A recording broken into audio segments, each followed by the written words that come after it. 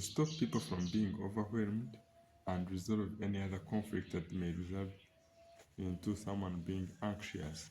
So among them, it is between the id, ego, and superego. So the ego defense mechanisms operate at an unconscious level.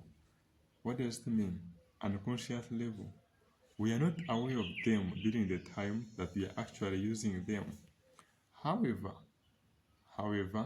we may actually be aware of their previous operation and use.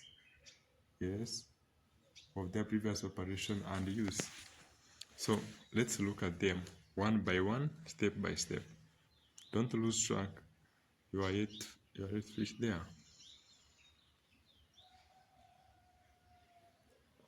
Okay. Freud's theory and defense mechanisms. Let's begin one by one. The first point, we are having repression. Repression. This is a situation where the mind pushes unacceptable. It's where the mind pushes unacceptable and anxiety-producing thoughts into the unconscious mind. It involves intentional forgetting, but not consciously done. Repressed material can be done, memories, unacceptable impulses. For example, a rape victim cannot recall the details of the attack. So, repression, here you are pushing unacceptable and anxiety-producing thoughts into the unconscious. Yeah. We have given an example. A rape victim cannot recall the details of the attack. Why? Because recalling them triggers anxiety, which may harm someone's self-esteem, and as a result, the person develops what we call intentional forgetting. Let's go. Point number 2, regression.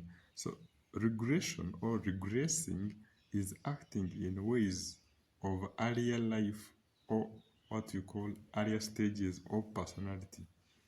For example, a student consoles himself with sweets. This is common with boys after being disappointed with girlfriend.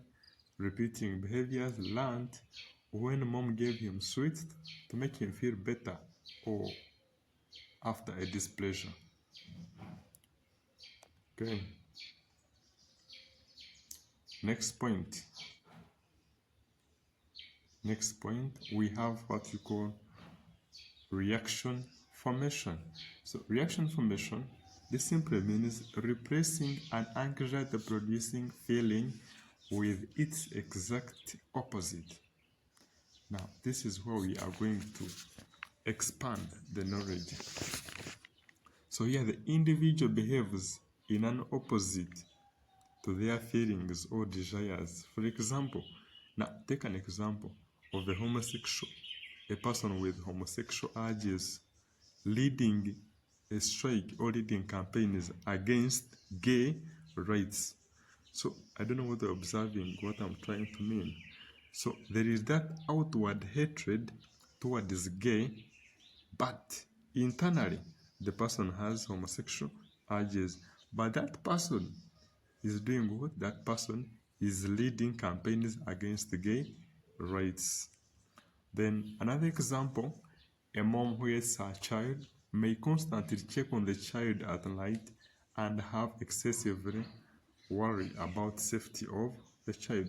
In short, reaction formation is when you can't handle a feeling and you become its most ardent enemy. So you become the enemy of that feeling that is coming from within you. So that is what we call reaction formation. Let's go to next point, rationalization. So rationalization, this can be a situation where an individual creates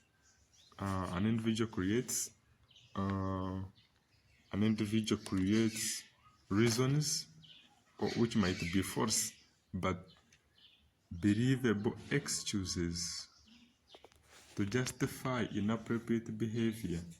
For example, a student cheats in an exam, explaining that cheating is legitimate in unfair examination. Now here the person is trying to give a logical and reasonable false explanation for their behavior, thoughts, and feelings to avoid the what? To avoid that anxiety. So here what comes in now, we have the sour grapes and sweet lemons mechanism. We invent a satisfying excuse to something. We are still on rationalization. Something that would instead make us feel guilty or anxious. So this allows us to sleep at night when we are making when we have had unacceptable challenges, but the brain seems to make them acceptable. Let's look at some examples. Now, the sour grape. So a fox tries to get grapes but cannot reach them, cannot get the grapes up. So it walks away, saying that anyway, after all, they are sour. Why? Now it is trying to protect itself. In other words, it is justifying or accepting the situation to avoid anxiety. Then we also have the sweet lemon mechanism, where someone is stuck in a boring and low-paying job, but tells themselves, well, at least it is less stress. I have a job security. So at that point, you see the person is trying to justify, to give a logical, reasonable, but false explanation for their stay at the company. So in that rationalization, an individual gives a false excuse, say that they cannot affect their self-esteem. Now, next point, we have denial. This one is obvious. Denial. This can be claiming and believing that something which is actually true is false. For example, a person disbelieves that she's of age, asserting that I'm not getting older. You can't believe the reality.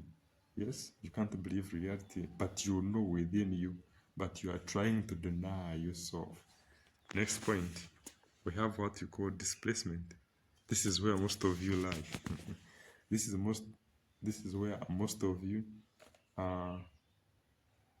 where most of you become active in this part of defense mechanism. So you tend to redirect emotional feelings to a substitute target which is of less harm. For example, when you are disappointed in class or in a lecture, you're disappointed by your lecturer in front of the whole room. So once you go out, now you turn your anger from the lecturer maybe to your friends, and you start talking to them in a very harsh way. So you are trying to displace. We have examples here: a husband angry at the way his boss treated him, screams at his children. Okay. Next point, we have projection. So projection, think of projecting. Yes, projection itself, it's projecting.